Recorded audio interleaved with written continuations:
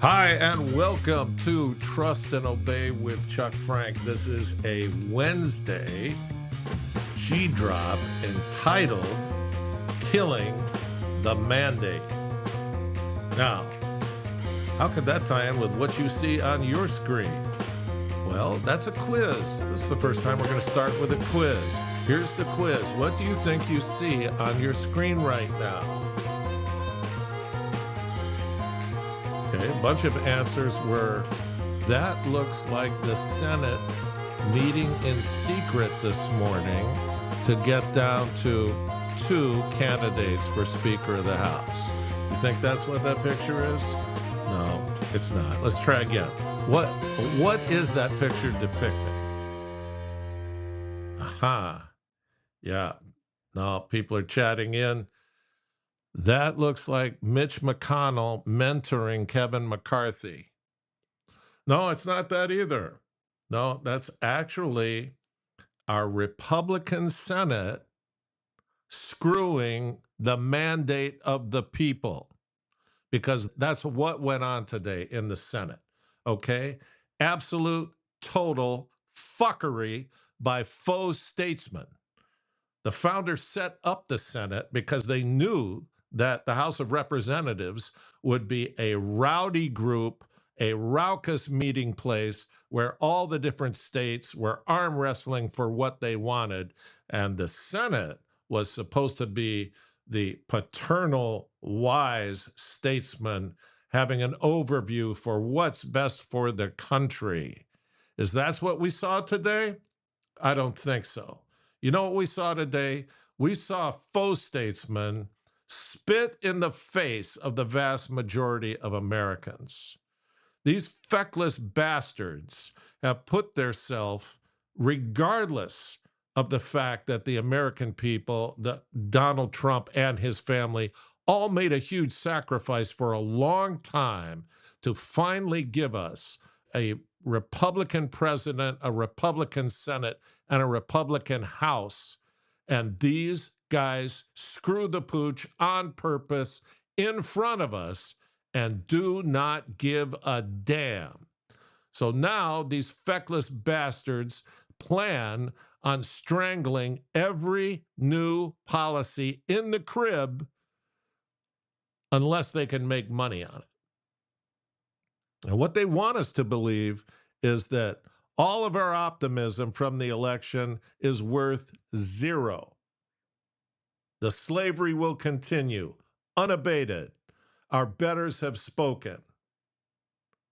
Even this compromised judge up in New York refusing to end his lawfare. And then the legacy media still cackling on about their plot to have Biden resign, appoint Kamala as the first DEI, CRT, gender perfect president for a month. Who cares? I mean, it's just ridiculous. They'll just end up creating enmity across the entire country and then ruining that opportunity for a legitimate woman elected president. It's all a big mess. And I don't know how you fix this. I don't know what Donald Trump plans to do. He's heading into war, and his right flank should be the Senate, and his left flank should be the House of Representatives. And today, his right flank turned on him and began firing. So how is he supposed to wage a war this way? And I don't mean wage, I mean it metaphorically. How is he supposed to revamp the United States of America to resemble, once again, a constitutional republic? Well, it cannot happen with this profoundly evil, compromised Republican Senate. And that's the bulk of the Republicans in that Senate. All compromised, all wanting the big war machine, all wanting to get fat and happy at the trough at our expense. So maybe Donald Trump has a plan. I would say massive forensic accounting might get their attention. Where's all this money gone to? Where did it come from? If you squeeze these folks hard enough, somebody will start squealing and giving it up. But maybe it's not the time for that. And listen, I have no expertise in the chess of what goes on in that swamp, DC. But I do know that I've seen this before.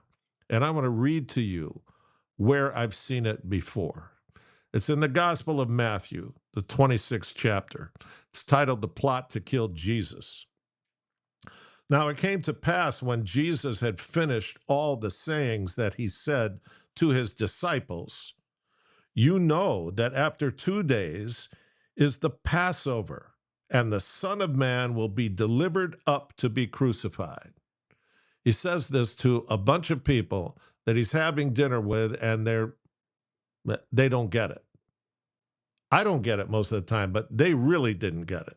This is days away from happening, and they don't get it. Then the chief priests and scribes and the elders of the people assembled at the palace of the high priest, who was called Caiaphas, and plotted to take Jesus by trickery and kill him. But they said, not during the feast, lest there be an uproar among the people. Those evil bastards had sense. These folks today, they did it in our face. They did it in secret, but we all knew it was going on. And there was nothing we could do to stop it. And everybody knew the majority of people wanted the person that was voted out today. Back to the gospel. And when Jesus was in Bethany at the house of Simon the leper, a woman came to him having an alabaster flask of very costly, fragrant oil. So, what's Jesus doing at the house of Simon the leper? Jesus was the only one who could cure leprosy, and he cured Simon. And Simon was having this dinner of thank you and celebration for him.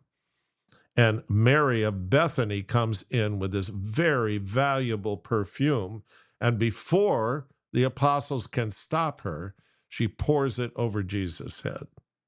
A woman came into him having an alabaster flask of very costly, fragrant oil, and she poured it on his head as he sat at the table. But when his disciples saw it, they were indignant, saying, why this waste?